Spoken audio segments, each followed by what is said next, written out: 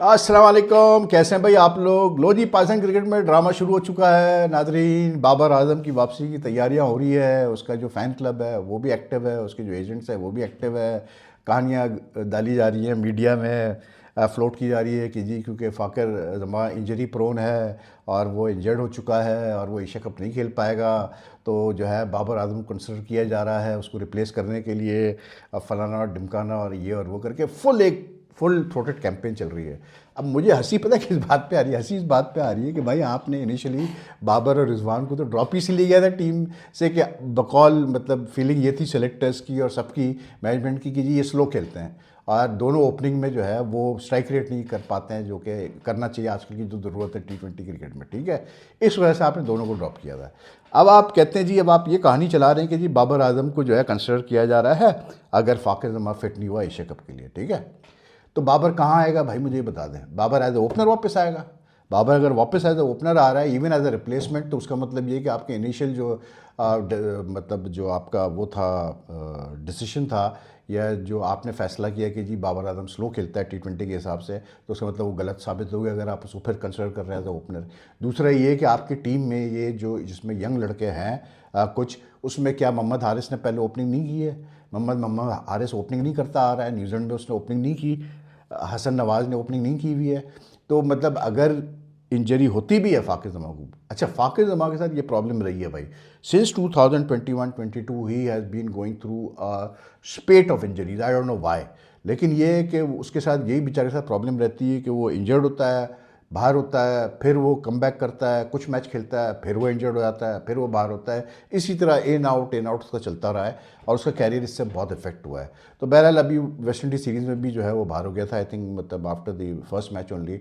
अब वो रिहैब कर रहा है अपना यहाँ NCA में।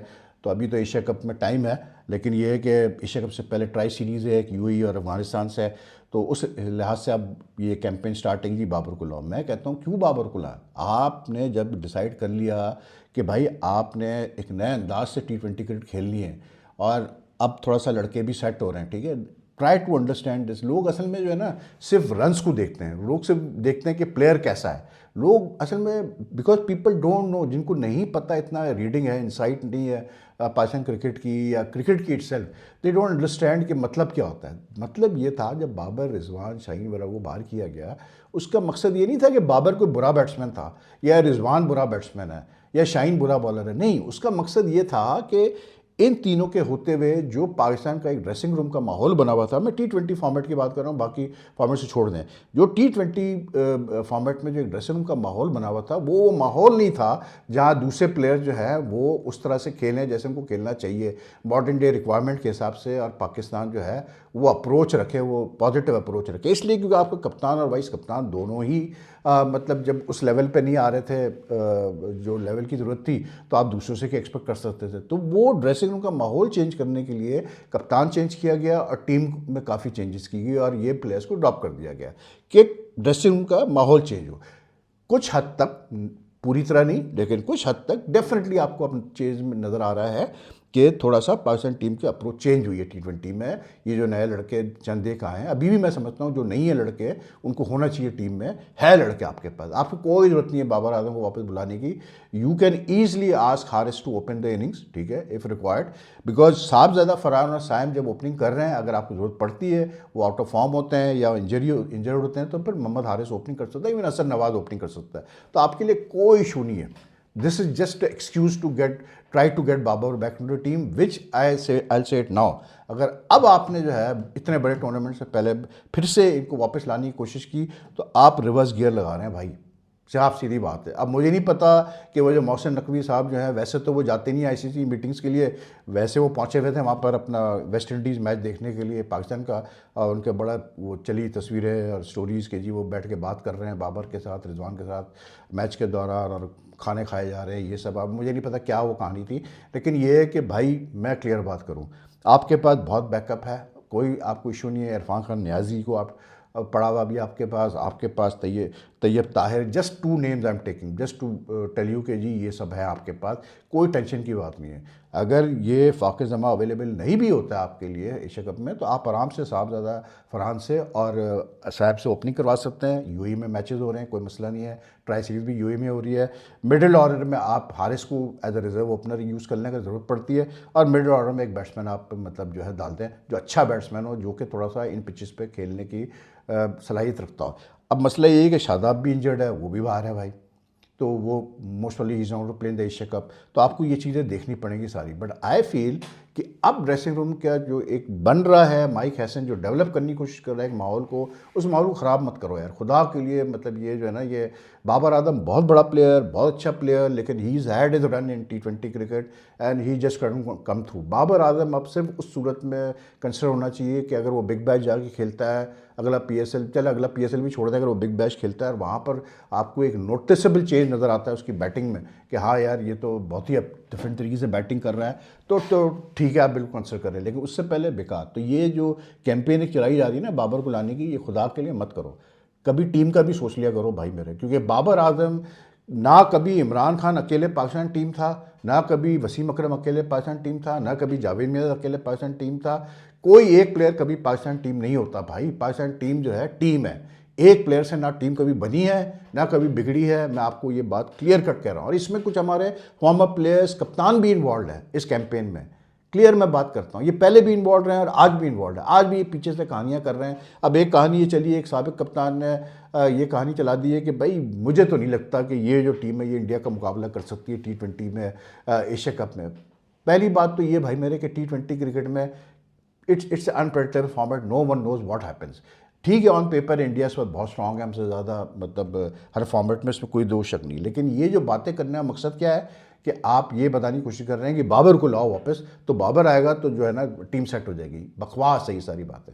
ये यंग लड़के, मैं आपको बता रहा हूँ, इनको आप और खिलाओ, आप देखिएगा by the T20 world cup they will be good. और इसमें यंग लड़के हैं कितने यार, साफ सीधी बात है, खेले हुए लड़के। कोई ऐसी बात तो नहीं है कि कोई बिल्कुल ही आपने मतलब नए नए उठा के ले आए आप लड़के, ऐसी बात नहीं है। बट बी पेशेंट यार, ये बाबर वाली कहानियाँ मत चलाओ, बेकार चीज़ें हैं। और फिर एशिया कप का के हवाले से अगर मैं बात करूँ तो मुझे तो यार समझ में नहीं आता कि ये क्या मतलब ड्रामे हैं, मेरी तो नहीं समझ में आता यार। ये कहते हैं जी पाकिस्तान का पॉलिसी है, क्या है पॉलिसी जी? पाकिस्तान की पॉलिसी है जी स्पोर्ट्स को पॉलिटिक्स से ना मिलाओ। चलो जी ठीक है, हमेशा पाकिस्तान ने यही कहा है, मैं मानता हूँ, बिल्कुल कहा है, बिल्कुल। ये भी एक फैक्ट है कि पाकिस्तान ने कभी इंडिया से खेलने से मना नहीं किया, ये भी एक फैक्ट है।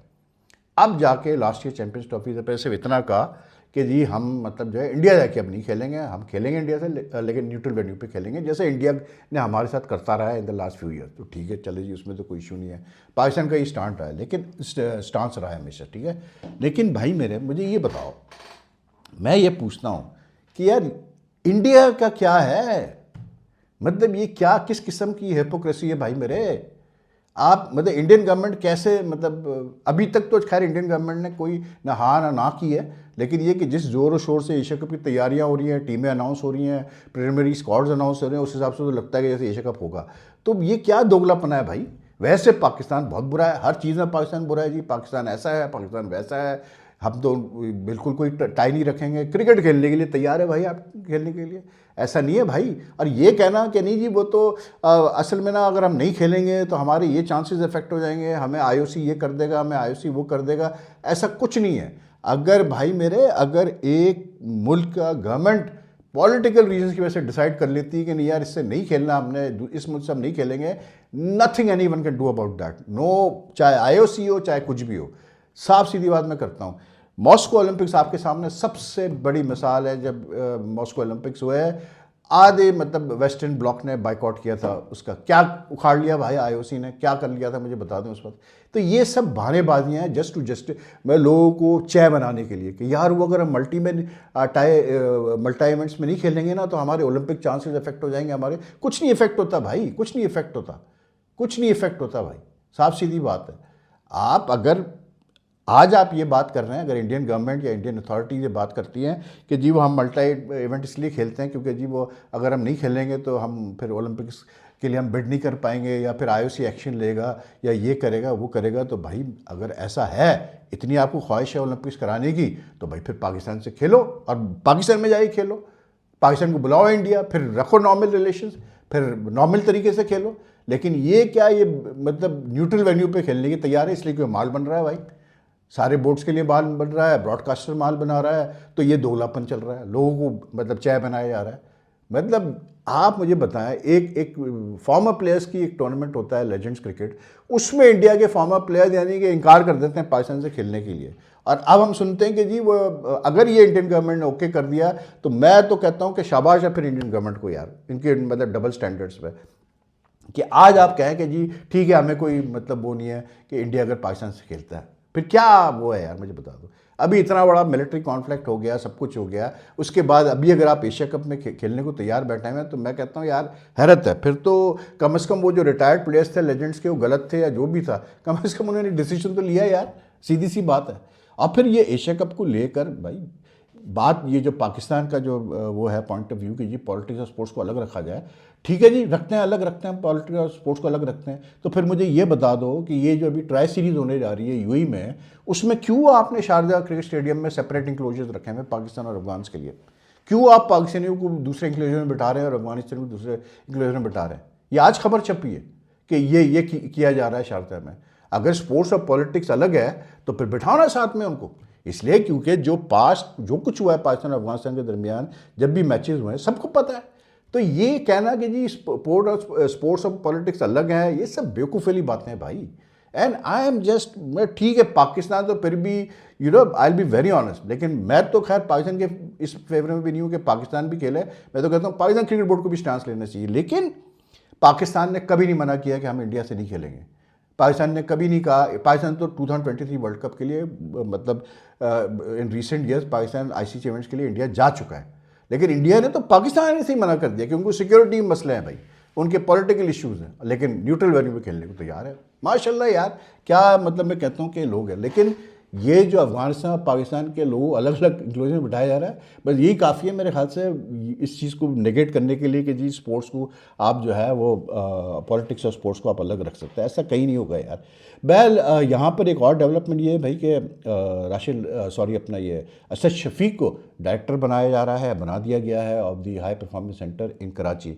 I think it's a very good decision. Asad is a very educated and very well spoken person, थोड़ा सॉफ्ट है, लेकिन ये है कि अच्छा है यार, एक आप ऐसे क्रिकेटर को ला के बैठा रहे हैं डायरेक्टर जो कि अभी रिसेंटली रिटायर हुआ है, जो कि एक्टिव रहा है बहुत। I hope he can do good work for मतलब at the domestic level, it will be very good, क्योंकि ये जो कराची में हमारा हाई परफॉर्मेंस सेंटर है ना, इसको फाल और ज़्यादा प्रोडक्टिव बनाने की बहुत ज़्यादा ज़रूरत है, इसमें कोई दो राय नहीं है।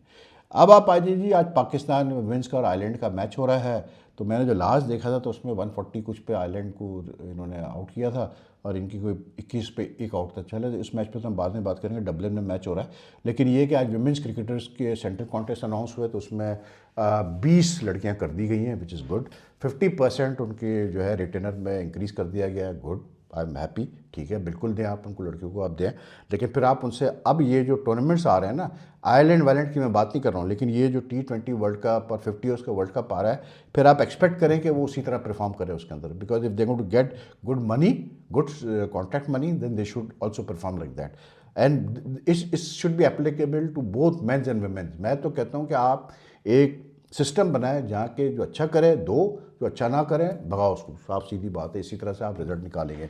और सबसे जो इम्पोर्टेंट एक चीज़ जो मुझे अजीब सी लगी इस कॉन्ट्रैक्ट्स में, I will be very honest, उसमें बस मुझे एक चीज़ लगी कि उमैमा सोहेल जो मतलब लेफ्ट आर्म स्पिनर और अच्छा एक मतलब ऑलराउंडर है, एंड गुल फिरोज़ा जो ओपनर है, ये दोनों कैटेगरी सी में क्यों है मेरी नहीं समझ में आया। They should be in at least in category B, ठीक है ना।